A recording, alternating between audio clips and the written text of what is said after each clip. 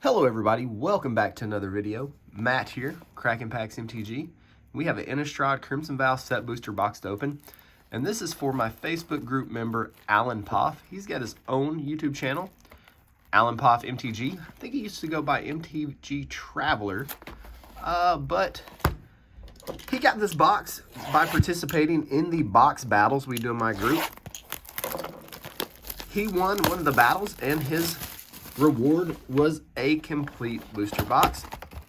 Unfortunately, he's in Canada, so we can't ship him a sealed booster box, but what we can do is make a YouTube video of me opening the box for him, and then I can send him the singles.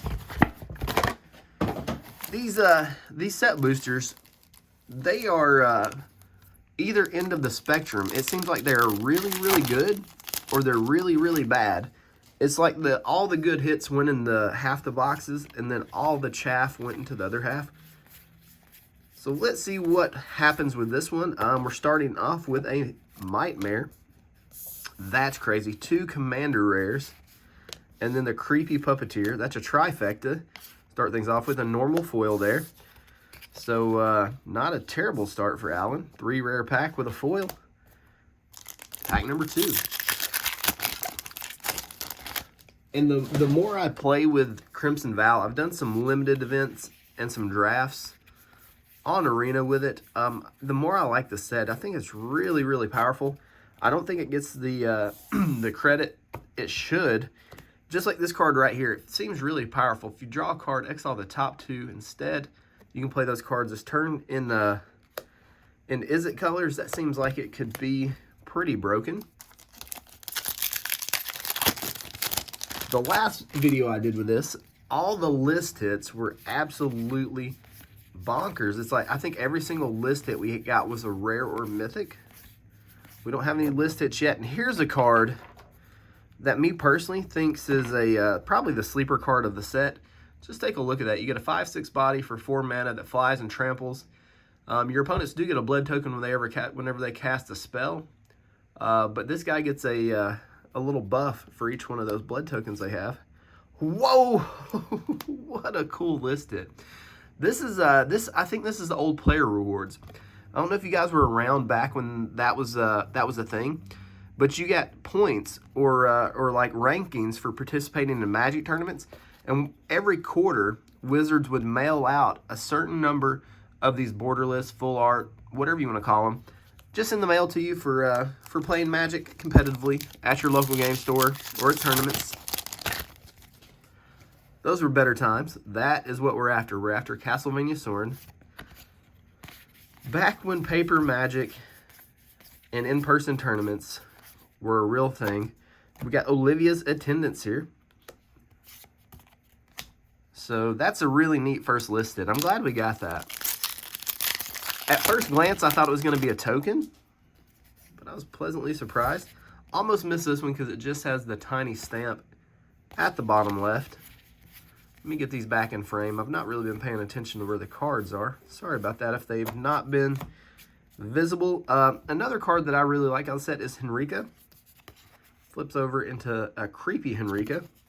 And let me try to make some more room here. Keep everybody in frame. And there's a foil. Matt has the worst piles in YouTube history. That may not be true, but they're pretty bad. Let's get through here. Lots of Commander Rares or Mythics. This is Donal the Donut. Welcoming Vampire. Foil Little Pup. My favorite part of this artwork, especially in the foil, are the eyes in the background. It's really, really cool looking. So I'm actually filming this on Thanksgiving, so and I'll probably upload it on Thanksgiving too. So if you're having Thanksgiving today, if you celebrate Thanksgiving, hope you're having a happy one. Hopefully this year has been a lot better than last for you. And that's Olivia Crimson Bride. Nice little hit there, list hit there with the Cruel Celebrant. Starting to see a theme with the list here. We are it's definitely pushing us into Orzhov.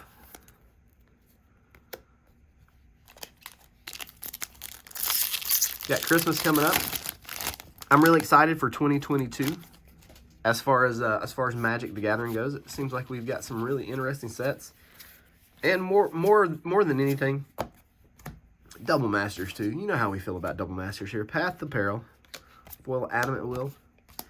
That's what I'm excited for. Fingers crossed we get lottery cards back. Looks like we're gonna get numbered cards. Hopefully the numbered cards aren't the lottery cards, because I like the really one per case, special framed, really pretty, neat artwork. Odric, Halana, triple tap here, dying to serve. So I'm thinking Brothers Wars where we'll get the lottery cards back. Hopefully it's sooner. I would honestly like first of the year we get the new Kamigawa set, and I would love to see lottery cards in there, in the vein of the Kaladesh Invention, something like that, and us get Sensei's Divining Top. That would feel like the best place to bring that card back, in my opinion. And that card is way overdue for a reprint. It's an uncommon in Champions of Kamigawa. It's a rare in Eternal Masters. I can't remember if there's any other printings of that card. There may be a secret layer, not a secret layer, but a From the Vault that has it. Woo! This may be my favorite card out of the whole set. It's so, just like flavor-wise, and it's so powerful. And we got a foil and an Umbral Mantle. That's an expensive uncommon out of Shadowmoor. So we'll take it. And we're still hanging out in that, we can still play Orzhov, because we got 2 Orzhov cards and an artifact.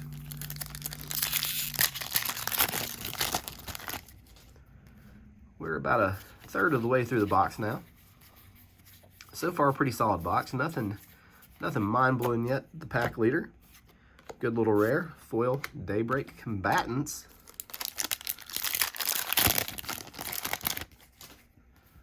Next pack.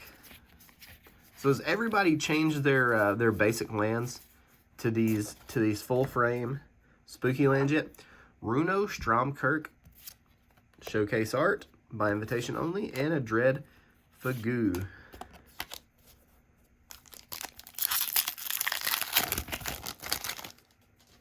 I'm really interested to see the double feature set that's coming out. That's going to combine both of these. So far, I've not been impressed with the information that's been released on it, but surely they're going to do a little more with it than they've spoiled, right? Because it's going to be a pretty expensive booster box, and they're going to be pretty limited. I'm going to say they're going to be probably like the original retail mystery booster boxes, the first wave of those. I think they're probably going to be that rare. Hopeful Initiate, there wasn't a ton of those to go around. The prices went up substantially really fast. Wizards originally gave those retail mystery booster boxes to LGSs for free to help them get through COVID, which I thought was a pretty stand-up move.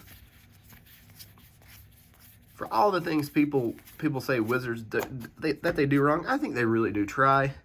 Lantern Flare, you know, they are a corporation. They are, I guess they're Hasbro's publicly traded, so they do have to deal with that stuff. But I think at the core, I think Wizards does have good intentions most of the time, and they try to make things right, especially for the players. Woo, Hellkite. We're getting some good mythic hits here, and a Witch. I've never had an issue with it. I just think we're kind of in a weird era of Magic right now. We're in a strange era of the world, like in time. And this too shall pass. And we'll be sitting at our LGSs, flicking cards and windmill slamming them on the table before you know it.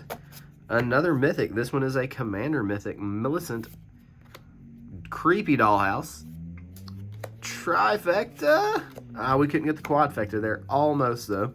Actually goes in the shiny pile. Almost done with the second stack here for Alan. Appreciate you always participating in the battles. And just being an awesome member of the Cracking Packs family. He's all the way up in Canada. So, we are international. Shaman. Foil Shield Basher. We've got members from all over the world. We've got Australia, UK, Argentina, Singapore, Germany, Runo Stromkirk. Trying to remember all the countries that people participate in the group. That's the beautiful thing about the internet, and soon to be the metaverse, is it doesn't matter where you're at in the world. You can connect with anybody. Edgar, Charmed Groom, Cruel Witness, and a Sky Marcher Aspirant. This these lists, it's like they're curated to the set. I mean, we've gotten 2 vampires. We could wedge the witch into our Orzhov deck. So far, we're playing we're building a limited deck out of our list hits. Still waiting on the big one. The mantle is not bad, but we would love to see one of those big hits. Consuming Tide, Flame Breather. If you can draft a couple of these guys with a couple of the other weird, like when you play a non-creature spell, it deals damage, or your guys get a buff in limited.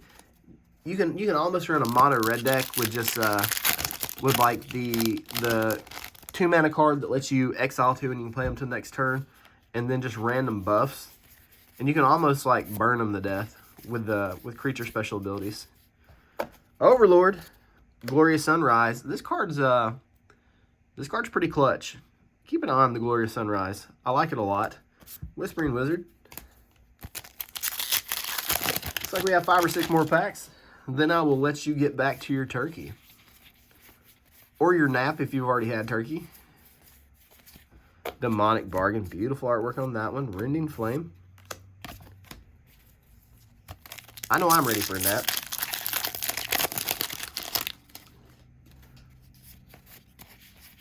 But I don't get to take one. Too busy. Angie, Maid of Honor. Snarling Wolf.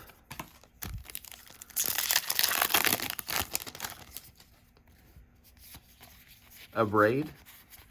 It's interesting they brought a Braid back. It's such a good card. It used to be a $3 or $4 uncommon out of Hour of Devastation. Now they reprinted it in Double Masters and now here, so it's a pretty common card. Volatile Arsonist. Nice little mythic hit there. Alluring Suitor. So we got a decent little stack of mythics out of here. So all in all, this feels like a pretty normal box. Nothing out of the ordinary. Nothing crazy good. Just a run-of-the-mill. Solid booster box. Aim for the Head. Expedition Map. That was another one of those uncommons that used to be worth a lot. All right. 2 more packs after this one. Thank you for being so cool, Alan. Woo! Oh, baby.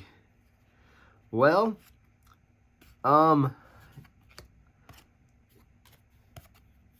Scroll of the Masters. Well, I said it was a run-the-mill booster box. And then we rip the Castlevania Sorin. These are a little more common than the alternate art Liliana, but I feel like they're going to be almost just as collectible. You can see it has the artist name in the kanji as well as the English spelling. Correct me if I'm wrong. I said that's kanji. I don't know. But Sorin the Mirthless, Castlevania, Black Roses. Look at that brooch. Epic hit there for Alan. Plus, that was like a, what was that, a 3-mana or 3 rare pack? 3 rare / mythic pack? Holy smokes. Put my foil in the wrong stack because got me on tilt there.